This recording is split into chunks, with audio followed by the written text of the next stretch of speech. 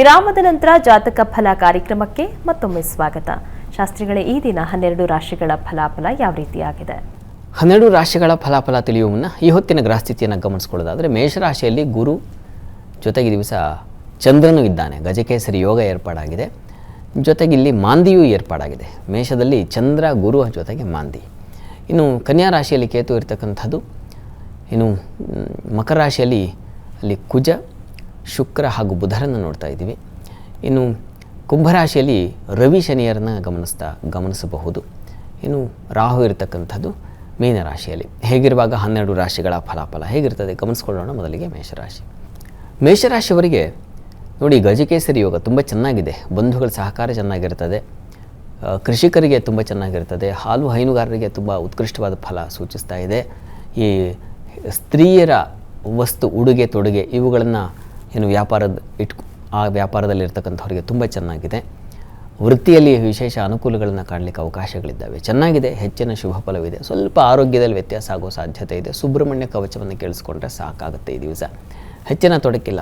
ಬಲವಿದ್ದಾಗ ಒಳ್ಳೆಯ ಫಲ ಖಂಡಿತ ಬರುತ್ತದೆ. ಹೀಗಾಗಿ ಚೆನ್ನಾಗಿದೆ, ಯೋಚನೆ ಮಾಡೋದು ಬೇಡ. ಇನ್ನು ವೃಷಭ ರಾಶಿಯವರಿಗೆ ದಿವಸ ಆಪ್ತರಿಗಾಗಿ ಹೆಚ್ಚಿನ ಖರ್ಚು ಮಾಡ್ತೀರಾ. ಈ ದಿವಸ ಒಳ್ಳೆ ಉಡುಗೊರೆ ಕೊಡಿಸ್ತಕ್ಕಂಥದ್ದು ಅಥವಾ ಇನ್ನೇನೋ ವಸ್ತ್ರವೋ ಮತ್ತೊಂದೋ ಈ ಥರ ತೆಕ್ಕೊಡ್ತಕ್ಕಂತಹ ಸಾಧ್ಯತೆ ಚೆನ್ನಾಗಿದೆ.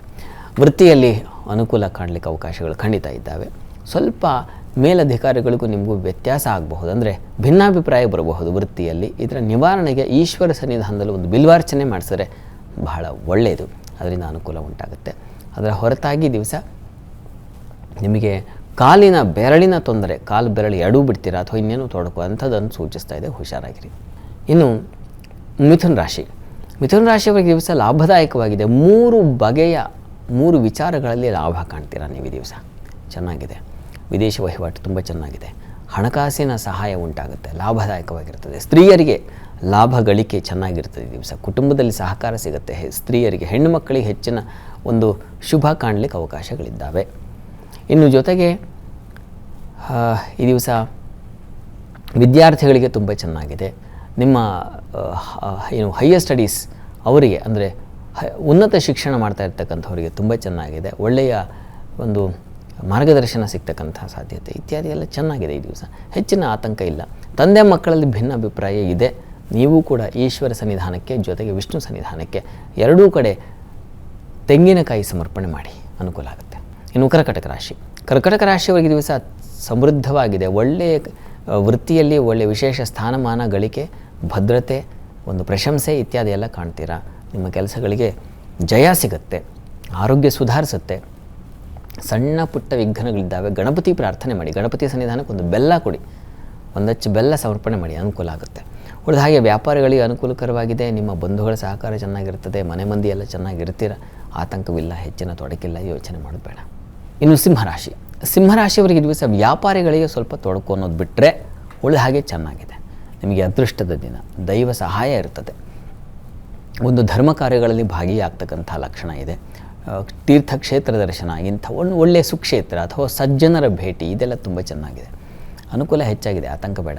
ಈ ದಿವಸ ನೀವು ಕೂಡ ಈಶ್ವರ ಸನ್ನಿಧಾನಕ್ಕೆ ಒಂದು ಬಿಲ್ವಾರ್ಚನೆ ಮಾಡಿಸಿದ್ರೆ ಅಥವಾ ಈಶ್ವರನಿಗೆ ಅಷ್ಟೋತ್ತರ ಸೇವೆ ಮಾಡಿಸಿದ್ರು ಸಾಕಾಗುತ್ತೆ. ಅನುಕೂಲ ಚೆನ್ನಾಗಿದೆ.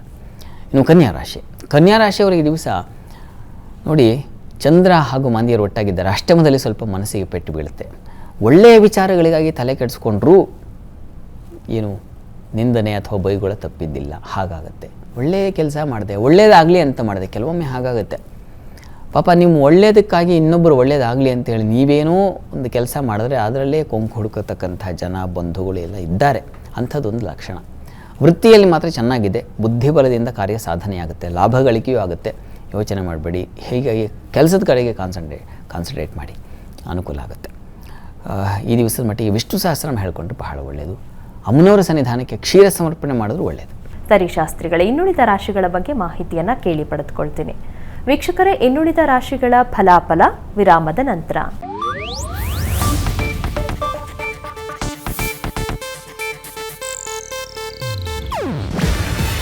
ಇದು ಏಷ್ಯಾನೆಟ್ ನ್ಯೂಸ್ ನೆಟ್ವರ್ಕ್ ಪ್ರಸ್ತುತಿ. ನೀವು ನೋಡ್ತಿದ್ದೀರಾ ಏಷ್ಯಾನೆಟ್ ಸುವರ್ಣ ನ್ಯೂಸ್.